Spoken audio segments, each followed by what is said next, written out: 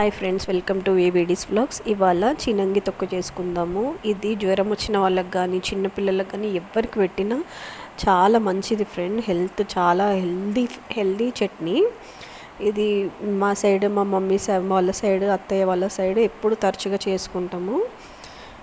కాబట్టి ఇప్పుడు ఇది మీకోసం వీడియో. దీని ఎంత చిన్నగాకు తీసుకుంటే అందులో హాఫ్ పుదీనా తీసుకోవాలి, ఎండుమిర్చిలు తీసుకోవాలి. ఇక్కడ నేను ఎండుమిర్చిలు ఒక 20 దాకా తీసుకున్నాను. తర్వాత ధనియాలు గరిట ఉంటుంది కదా, పప్పుచారు పోసే గరిట, అందులో హాఫ్ తీసుకోవాలి. తర్వాత జీలకర్ర నేను ఒక 2 స్పూన్స్ తీసుకుంటున్నాను. ఇవన్నీ డ్రై రోస్ట్ చేయాలి ఫ్రెండ్స్. ఎండుమిర్చి, ధనియాలు, జీలకర్ర అని డ్రై రోస్ట్ చేయాలి. అయితే ఈ జీలకర్ర 2 స్పూన్స్ తీసుకున్నాను. మళ్ళీ చింతపండు ఏమో నిమ్మకాయ సైజ్ అంతా. మళ్ళీ ఎల్లిగడ్డ ఒక బిగ్ సైజ్, ఒక ఎల్లిగడ్డ మొత్తం పలుచుకోవాలి. ఇదిగోండి, డ్రై రోస్ట్ చేస్తున్నాను. స్లోగా చేసుకోవాలి ఎందుకంటే మాడిపోతాయి అవి ఎండుమిర్చి, అందుకని స్లోగా డ్రై రోస్ట్ చేసుకోవాలి. ఫస్ట్ ఎండుమిర్చి డ్రై రోస్ట్ చేసుకొని తర్వాత ధనియాలు, తర్వాత జీలకర్ర 3 డ్రై రోస్ట్ చేసుకొని జార్లో వేసుకొని దాన్ని ఫైన్ పౌడర్ లాగా మిక్సీ పట్టుకోవాలన్నమాట.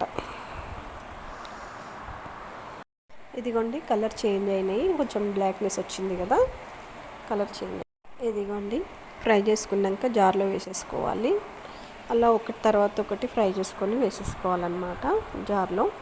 ఇప్పుడు ధనియాలు కూడా కలర్ చేంజ్ అయ్యి ఒక మంచి అరోమా వచ్చే వరకు ఫ్రై చేసుకొని వేసేసుకోవాలి.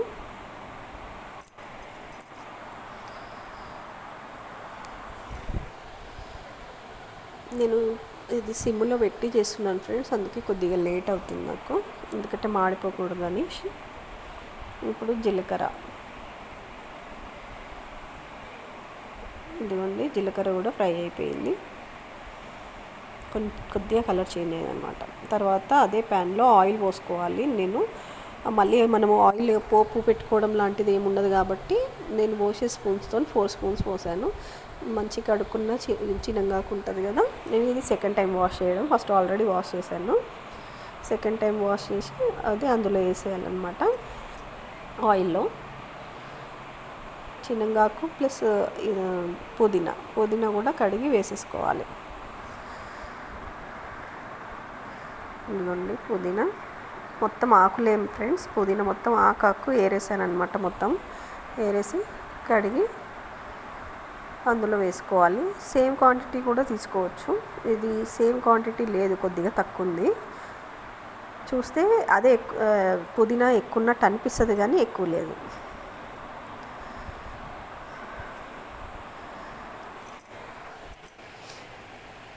ఇదిగోండి, స్లోగా ఫ్రై చేస్తున్నాను.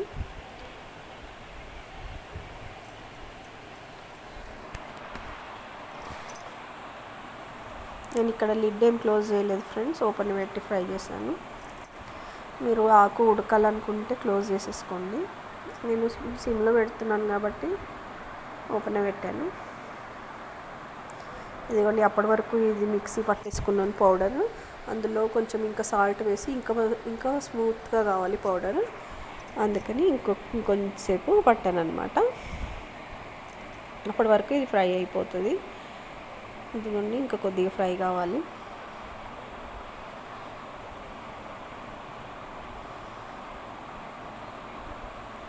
పుదీనా ఫ్రై అయ్యింది, కనిపిస్తుంది కదా ఫ్రెండ్స్, అక్కడ దగ్గరకు అయ్యింది.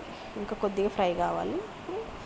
ఇంకా దానిలోపు మనం ఏం చేద్దామంటే చింతపండు వేద్దాం. మధ్యలో గ్యాప్ వదిలేసి చింతపండుని కూడా ఫ్రై చేసుకుంటే మంచిది. ఆల్రెడీ వాష్ చేసిన చింతపండు అది తీసుకున్నాను కదా, నిమ్మకాయ సైజ్ అంతా చింతపండు, అది అందులో వేసేసాను.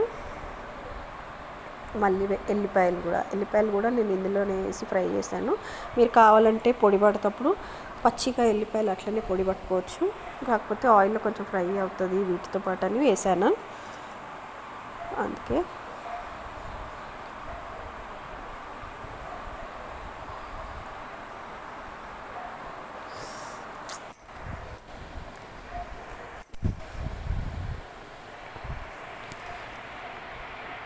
ఇదిగోండి,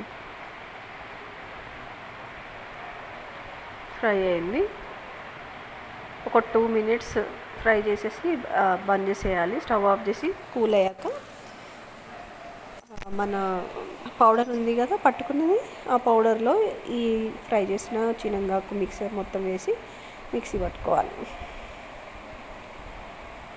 ఇదిగోండి.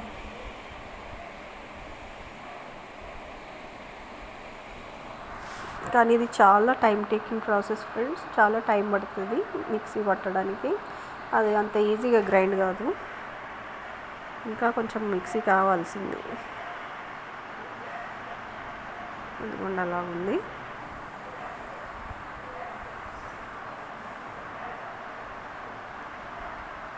మనకి వైరల్ ఫీవర్స్ కానీ ఏవైనా వచ్చినప్పుడు నోరు బాగోదు కదా, అలాంటప్పుడు ఈ చట్నీ చేసుకోవాలి ఫ్రెండ్స్, చాలా బాగుంటుంది.